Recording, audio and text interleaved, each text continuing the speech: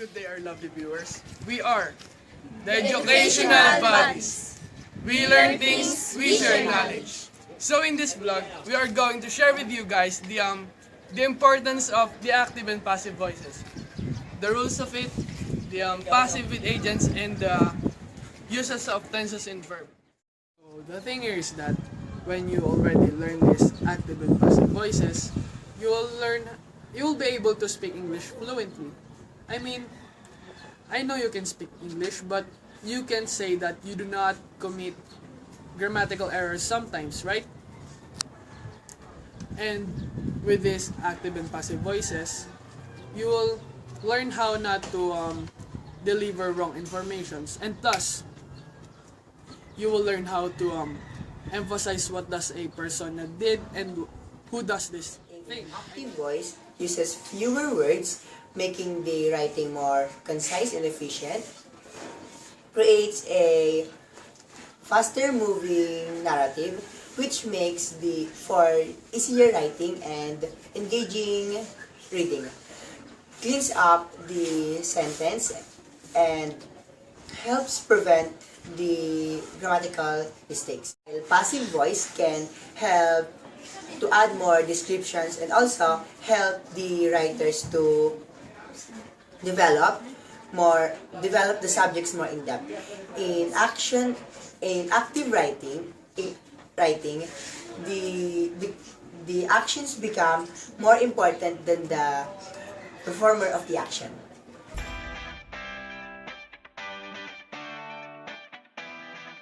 Let us know the difference between active voice and passive voice. When the subject of a sentence performs the verb's action, we say that the sentence is in active voice. Sentences in active voice has a strong, direct, and clear tone. Here's some example. Monkeys adore bananas. The cashier counted the money. In these sentences, have a basic active voice construction. The subject, which is the doer of a verb or action, and then the object is the receiver. In these examples, the subject, monkey, performs the action described by adore, and the subject, the cashier, performs the action described by counted. A sentence in passive voice, on the other hand, when the subject is acted on by the verb. The passive voice always constructed with the conjugated form of to be plus the verb past participle. Doing this usually generates a preposition as well. So in the first example, monkeys adore bananas, will turn into bananas are adored by monkeys. Active sentence consists monkeys adore bananas. Monkeys is a subject, adore is a verb, and bananas is an object. Wherein passive sentence consists bananas are adored by monkeys. Bananas are object, are adored, a form of to be plus, a past participle adored by a preposition, then monkeys is a subject.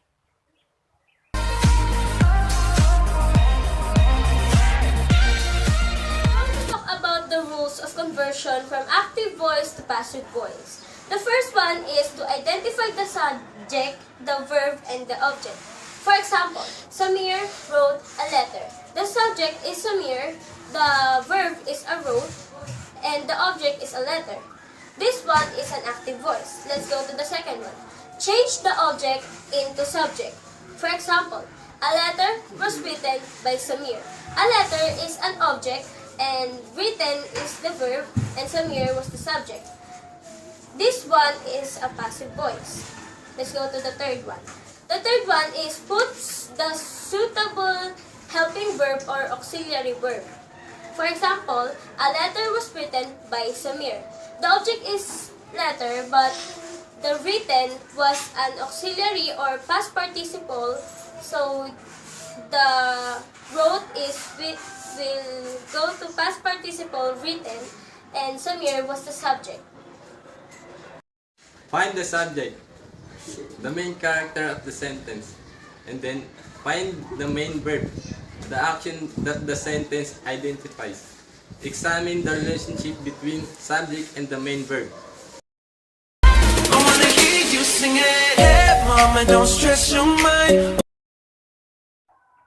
So let's talk about a passive with an agent.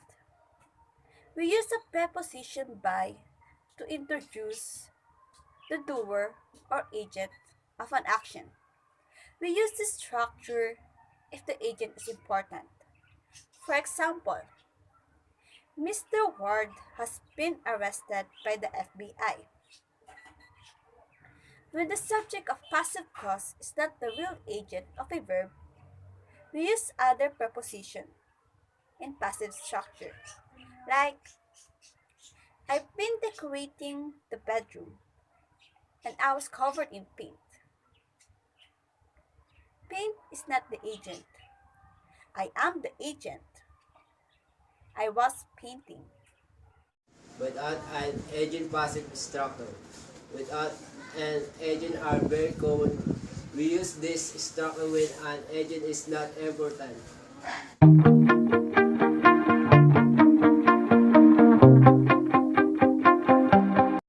So the last topic of this vlog is all about an active and passive voice tense rules. We all know in English grammar has different tenses. So let's see how to write a passive voice of sentences which are in different tenses. So I'm going to introduce a simple present tense. It's a normal structure of sentence in active voice in simple present tense. Is subject plus verb plus object. For example, she cooks the food. Here, she is subject, cook is verb, and food is an object. While in changing the sentence into passive, the structure becomes the subject plus is plus verb plus by plus the agent. The food is cooked by her. The food is the subject. Cook is verb past participle. And her is the agent or the doer of the sentence. So the next part, we're going to discuss by Mark and William. So hey our lovely viewers, this is Mark saying that if we learn things, we share knowledge. So I'm going to share with you guys the uses of tenses in verb. So at the first part of our topic is the present continuous tense. So the normal structure of an active voice in simple continuous tense is SVO, the subject plus verb and the object. So for example, Keisha is cooking the food. The subject there is Keisha and the verb is cooking, which is in the present tense, and the object there is the food. While in passive while in changing in the passive voice, the structure is OVS, the object and plus verb and the subject. So for example, the food is being cooked by Keisha. See the difference? The food becomes the subject, and the verb cooking is replaced by the word cooked, which is in the past tense. Oh yes, past tense, which is in the past tense, and the word Keisha is the doer. So the second part of this topic is present perfect tense. The normal structure of an active voice for present perfect tense is subject plus has or have plus the verb, which is in the past participle, plus the object. For example, she has cooked the food. That example is in the active voice. Here, she is the subject, cooked is the verb, which is in the past participle, and the food is the object. So the third part of this topic is simple past tense. So the normal structure of an active voice in simple past tense is subject plus the verb, which is in the past tense, of course, plus the object. For example, Gav cooked the food. That is in the active voice. Here, Gav is the subject and cook is the verb, which is in the past participle, and the food is the subject. Is the object. So, while in changing the sentence in passive form, this structure becomes subject plus was plus the verb which is in the past participle, of course, plus the word by, and plus the doer. For example, the food was cooked by Gav. See the difference? Here, the food becomes the subject in passive voice. Cooked is in the past. Cooked is the past participle of the word cooked, and her is the doer. For the last part on this topic, the past continuous tense.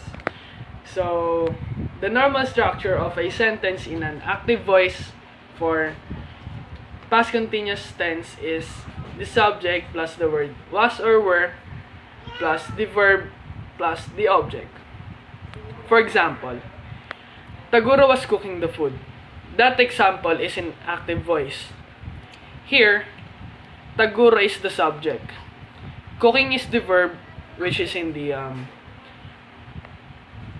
continuous tense, or past continuous tense. And the food is the object. While changing the sentence in passive form, the structure becomes subject plus the word was plus the word being, and plus the verb, and plus the agent or the doer. For example, the food was cooked by Taguro. Here, the food becomes the subject in passive voice. Cooked is the verb, which is in the past participle of cook, and Taguro is the agent or the doer. Now, we're going to proceed in future perfect tense. The normal structures of a sentence in active voice for future perfect tense is subject plus will have plus verb plus object. For example, she will have cooked the food. Your subject is she, your verb is cooked, the past participle of cooked, and your verb is the. Thank you, our lovely viewers. I hope you learned from this lesson. Don't forget to subscribe and hit like the button.